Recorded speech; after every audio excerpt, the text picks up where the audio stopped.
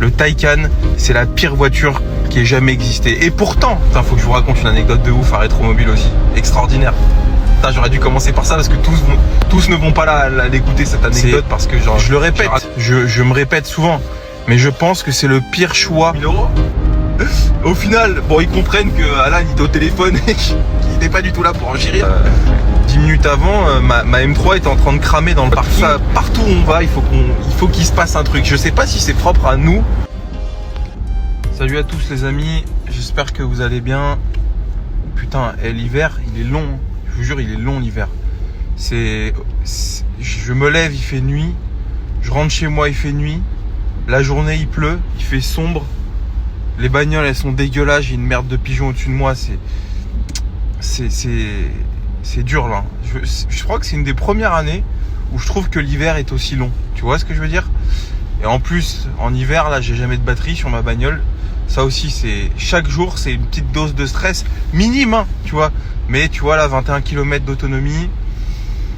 J'ai 21 km pour aller au garage, donc tu sais que ça va être du stress. Je vais y arriver, parce que je finis toujours par y arriver. Peu importe les épreuves. De la plus simple épreuve à l'épreuve la plus importante de ma vie, tu vois. Mais c'est quand même du stress qui se rajoute au stress, tu vois. Et je vous jure, tous les jours, je souhaite qu'une chose, c'est que cette voiture brûle. Qu'elle se mette à brûler. De par, tu vois, un problème technique ou autre. Et tous les jours, le jour où cette caisse se met à brûler sur la N118, il y a souvent des voitures qui brûlent sur la N118 parce qu'il y a une grosse montée. Et je pense qu'il y a une grosse côte qui fait au moins, je sais pas, 2-3 km.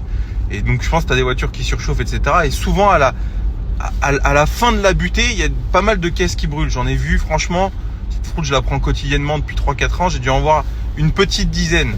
Donc c'est quand même pas mal, tu vois. Et je rêve que cette voiture se mette à brûler, même si ça fait des bouchons et que ça fait chier tout le monde pendant 1 heure, parce que c'est souvent ce qui se passe. Il faut que cette voiture brûle. Je vous jure, j'ai jamais eu une voiture aussi nulle que ça. Le Taycan, c'est la pire voiture qui ait jamais existé. Et pourtant, je vous le dis, mes trajets quotidiens, c'est 30-40 km. J'ai une borne au garage, mais c'est quand même absolu. Je ne réitérerai jamais l'expérience de la voiture électrique. Ou alors, t'achètes une Tesla, ça coûte 30 000 €. Voilà, 30 000 €, tu t'en fous, ça te coûte 300 balles par mois, tu récupères ta fiscalité. Mais mettre autant d'oseille dans une épave pareille, je vous jure, je le répète, je me répète souvent, mais je pense que c'est le pire choix entrepreneurial que j'ai fait de ma vie. C'est de prendre cette bagnole en me disant, tu vas charger ta boîte, tu vas mais c'est le pire investissement que j'ai fait de ma vie, je vous le dis les amis. Enfin bref, on va pas parler de ça tous les jours. Vous savez à quel point je hais cette voiture, vous savez à quel point je vous dis à tous, et je veux que ce soit relayé à travers TikTok, les réseaux sociaux, etc., de ne jamais acheter de Porsche Taycan, de ne jamais acheter de Macan électrique. Ce sont les pires produits que Porsche ait jamais fait. C'est pire que la 996, tu vois ce que je veux dire? Ou la 997 avec les cylindres rayés, ou tu vois, c'est le pire produit jamais conçu par ce constructeur-là. Je vous le dis, c'est incroyable. C'est fou qu'un constructeur puisse faire et la pire voiture jamais. Tu vois, c'est le Taycan, je vous jure, c'est parce qu'en fait, quand tu corrèles ça au prix que ça vaut, c'est là où elle est l'escroquerie. C'est pas tant la voiture en elle-même, parce que la voiture, en vrai, c'est dynamique, c'est beau, c'est confortable, il y a plein de qualités. Mais quand tu corrèles ça au prix, l'autonomie, le fait que, tu vois, je l'ai garée il y a 3 jours, la voiture, elle avait 50 km d'autonomie, je l'ai pris ce matin, elle en avait 25. Elle a perdu 25 dans la nuit, frérot, tu sais pas pourquoi. Tu sais, genre, une voiture, normalement, elle s'éteint. Je vois pas comment elle peut consommer 25 km, tu vois, mais bon, c'est pas grave. Je pense que les experts d'Instagram me diront que oui, tu sais, machin, la voiture, elle consomme, même éteinte, ok, super. Mais bon, c'est pas raisonnable de mettre au point de commercialiser de tels produits. Bon, enfin bref, grosse semaine les amis, je suis tout seul cette semaine, j'ai pas Antoine. Pas mal de boulot, des livraisons, des visites, des arrivées. Donc c'est top. Puis voilà, faut que j'aille récupérer ma M3 qui est toujours porte de Versailles. À ce stade, je ne sais toujours pas comment je vais aller récupérer cette voiture parce qu'en fait, Pour la petite histoire, elle est tombée en panne. Je pense que l'alternateur a carrément pris feu. La scène de ouf. Putain, faut que je vous raconte une anecdote de ouf à Rétromobile aussi. Extraordinaire. Putain, j'aurais dû commencer par ça parce que tous ne vont pas l'écouter cette anecdote parce que j'ai raconté pendant 5 minutes avant le Taycan. Mais je veux raconter l'anecdote parce qu'elle est drôle. J'étais avec Alan là, à Rétromobile et d'autres potes là samedi. Et on va rejoindre. Et on allait rejoindre Cameron, mon pote Cameron, trésor de casse, à qui j'ai acheté la RM, et bref, qui était au stand Arcurial. Vous savez, les enchères là, Mathieu Lamour et comment il s'appelle, Pernikov, ils font un peu de télé et tout, je les adore. Bref, n'est pas le débat.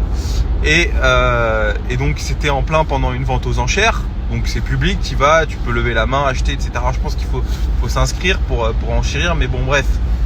Et donc on va sur le stand Arcurial, là où il y a les enchères, et il y avait à ce moment-là, ils vendaient une espèce de je pense que ça devait être le pire lot du stand Arcurial, un truc à 14 000 €, bref, une espèce de je sais pas, une petite bagnole pour un truc vraiment pas intéressant à mon goût. Et t'avais Cameron qui était un peu caché, vraiment on le voyait, on le trouvait pas, tu vois. Donc Alan, mon pote Alan, l'appelle. Mon pote Alan, là tu vois, j'ai 13 km d'autonomie, je pense que je vais pas arriver au garage. Putain. Bref, mon pote Alan l'appelle et t'as Cameron, cet enfoiré, qui lui dit ouais, lève la main, comme ça je vois où t'es. Sauf que il savait très bien qu'en levant la main devant Mathieu Lamour, donc le commissaire priseur qui faisait les enchères, allait prendre l'enchère d'Alan, tu vois. Moi j'étais là comme ça, je regardais l'enchère, j'étais un peu focus sur le truc, et je vois Alan s'agiter dans tous les sens en levant la main de partout pour essayer de se faire voir de Cameron qui était caché, cet enfoiré. Et j'entends Mathieu Lamour dire 14 000 €, là je crois que c'est pris. Et là t'as à côté donc son collègue là, Pernikov, qui est là pour voir si y a des gens qui lèvent la main dans la salle et tout, et qui regardait comme ça et qui voit Alan lever la main plusieurs fois pour enchérir. Et tu sais, sur le moment, je me dis, attends, c'est quand même pas Alan qui est en train d'enchérir là-dessus, tu vois.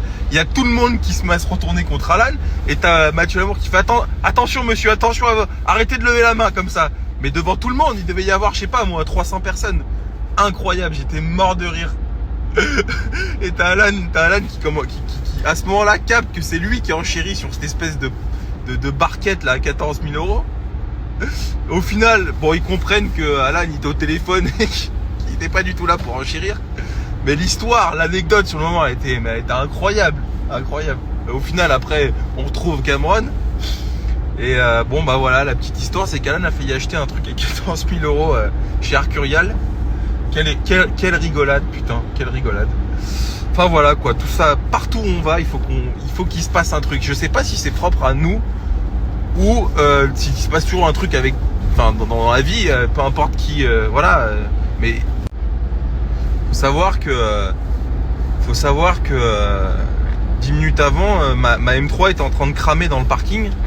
En fait, donc je rejoins Alan dans le parking et je sais pas, d'un coup la bagnole elle se passe s'arrêter, puer le chaud, bizarre, tu vois, elle redémarrait pas et tout.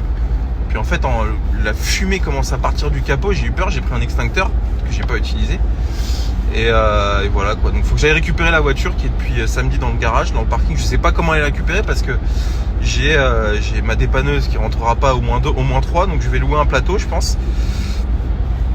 J'ai appelé mon assistance, non mais ça c'est un truc de fou, hein. J'ai appelé mon assistance pour la faire remorquer et qui me dit ouais alors pour la ramener à Villebon, donc porte de Versailles-Villebon, 24 km. Il me dit vous avez un forfait de 20 km, donc les 4 km de dépassement c'est 295 €. J'ai dit ok allez, c'est mort, je paye pas 300 balles pour ça. Au final c'est quand même assez con parce que je pense qu'en parking, logistique et temps perdu ça va me coûter plus de 300 €, mais bon ça c'est parfois mes choix qui sont pas les plus intelligents, mais ouais. Enfin bon bref. Passez une bonne semaine les amis.